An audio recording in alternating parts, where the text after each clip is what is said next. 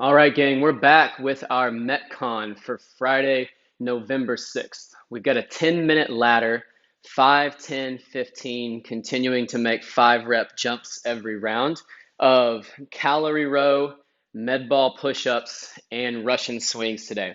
Last couple weeks on our row, we have focused on setup, we've focused on sequence, talking about hips, back, then arms. Today, I want to focus on our shoulder position as well as our finish position with our elbows. So when you're in this setup position, when you come in, one of the things I see lots of people let this butt tuck under and their hips are in front of their shoulders on the in motion. So let's think about keeping those hips back. When you come into this catch position, your shoulders should be in front of your hips. And then as you drive, we're leaving those shoulders in front of hips until we've extended that leg. And then that's when the shoulders start to come back. And then that finish position today, instead of elbows down tight to our sides or right up by our shoulders, we want them about halfway in between so that we can finish with a good strong row and we're not tucked in here too tight. So shoulder position, keep those shoulders forward of the hips. Once we extend the hip, then we lean back and then finish with that moderately high elbow, getting a good squeeze through your lats and your shoulders on that pull. After your calorie row, moving on to med ball push-ups. Keeping a good plank, full range of motion. Those are our top two priorities. Think about getting that spine long, check those hips, make sure they're not sagging or piked. So if you squeeze your butt and squeeze your belly, that'll fix that. As we come down, continuing to keep that long spine, touching right about the sternum, and then coming back up to full extension. Have those hands out at about a 45, not right on top of the ball, not too far down to the side. If you want to go for an RX Plus option today, we can go single leg on these and you'll alternate. So come down, lift, you're just having to work balance a bit more on this single leg version.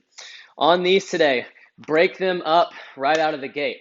Technical, balance, stability-based movement plus chest and shoulders tend to burn out quickly. I started with 5s on this one today and took 3 to 5 breaths in between each set.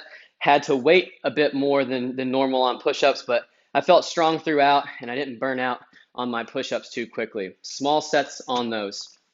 And then Russian swings.